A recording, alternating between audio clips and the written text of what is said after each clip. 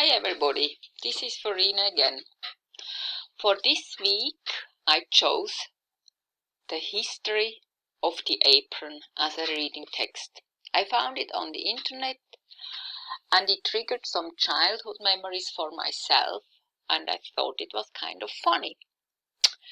I will read this text for you and then I will look and explain the writing task, it's only one for this week. But I have no questions and I have no vocabulary work for you because I want you to try and do it without my help. Check words you don't understand, read the text a few times, look at the tenses, look at the structure of the sentence. It means don't just read the text, but study the text, because that really will help you improving your writing, your understanding. It will give you more vocabulary if you look very closely at the text. I will show you how in a minute, but first I will just read it to you. Okay? The history of the apron. I don't think many kids today know what an apron is.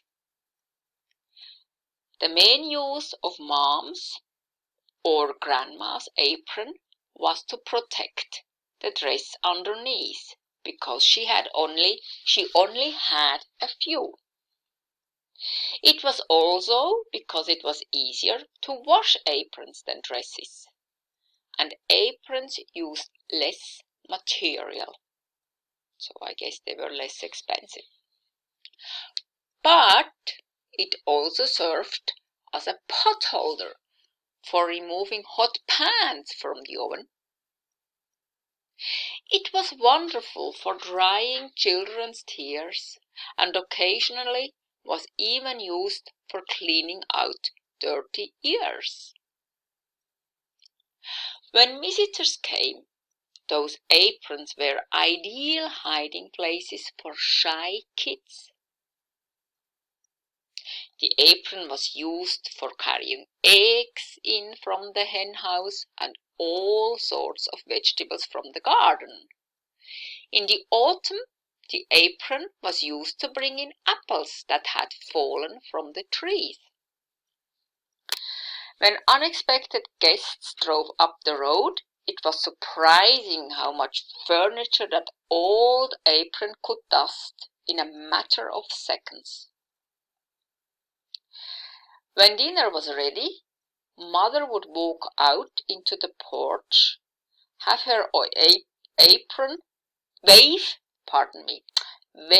her apron, and the man working on the field knew that it was time to come in for the dinner. It will be a long time before someone invents something that will replace that old-time apron that served so many purposes. Now, from the picture, I'm sure you all know what an apron is. If not, that's an important word you have to check on the online dictionary. Yes, I want you to read that text again.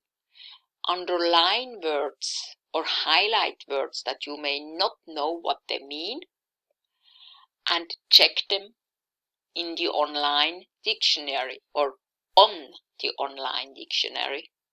It's on because it's online, of course. If you have a book, it's in the dictionary.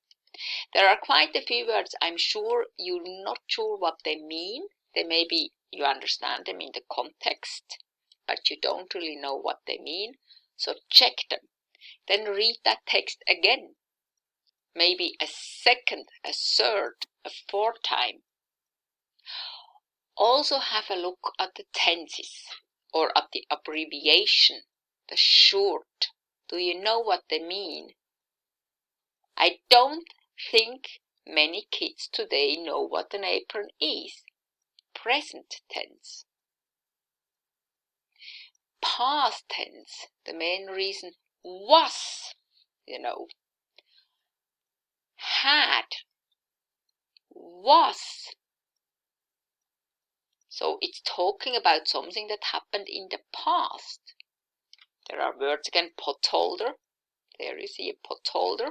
Hot pan, drying. What does that mean? What are tears? Maybe you remember occasionally. It's a word about frequency, how often, how frequent something happens. Now we have other tenses beside the past tense. For example, if we look at, now I saw this earlier, let's have a look. An apron was used, had fallen. Do you remember this? Past perfect. Had fallen, past participle. Do you know the word dust? What does that mean? Check it.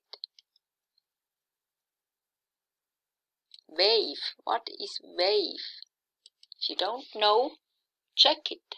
Wave her apron. So the man working on the field knew, past tense of know, that it was time to come for dinner. So really study that text well. Look at words, at structure, at tenses. Check vocabulary. Read it a few times. Okay? Now we come to the writing task. I want to know from you, what is your relationship? What do you remember about aprons? That may be very different to men as it is to women, because usually, of course, women were only wearing aprons. There might be some profession, like a chef, that would wear an apron in the restaurant kitchen.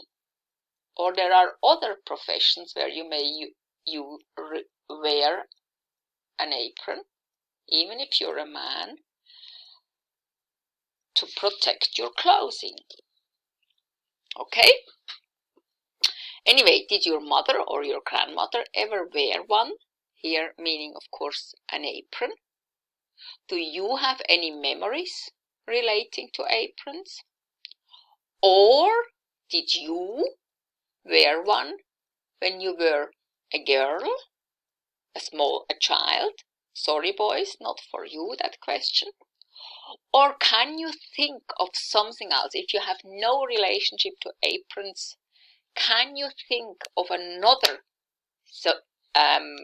thing that was very important when you were a child, but now nobody talks about it anymore? It's forgotten. Because I have no vocabulary work and no question about the text for you, I wrote a little example piece. What my memories as a child. I will read this to you. Okay. When I was a child, which is a long time ago, girls had to wear an apron over their trousers in school. The reason was not to keep the clothes clean, but to hide the trousers. As in that time, my apologies, in that time, girls were not allowed to wear trousers for school. So you see, it was that long ago that I was a little girl. In the winter, when there was still loads of snow, our mother insisted that we had to wear, but it's actually better if I say just wore trousers, so we wouldn't freeze off our legs.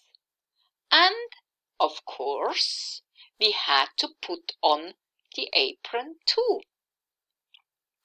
I do remember that my older sisters hated the apron and used to take it off, stuffing it into their school bag on their way to and from school, so they would only wear it in the classroom.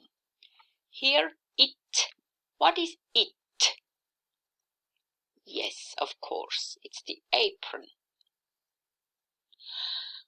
Fortunately, by the time I got to that age, meaning I was as old as my sisters, aprons were no requirement anymore. Lucky me.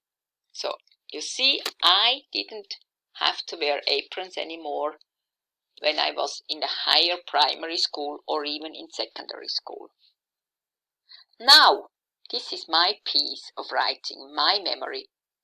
When I asked a friend, who is a bit younger than I am and from Prague, if she'd any memory of her mother wearing an apron, she said, "My mother still is wearing an apron, at least when she's cooking." And then I remembered, so was mine. What about yours? Or are you wearing an apron for certain chores around the house? Tell me about it. So this is your piece of writing for this week. Good luck. I am looking forward to read about your memory on aprons. Thank you. Have a good week. Bye-bye.